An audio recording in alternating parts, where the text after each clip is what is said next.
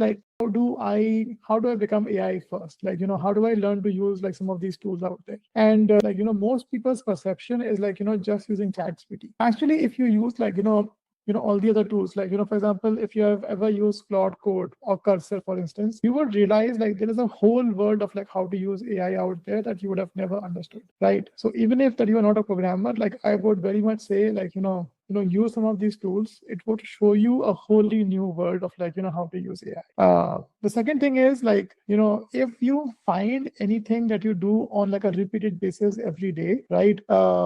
See if you can like, automate that with AI.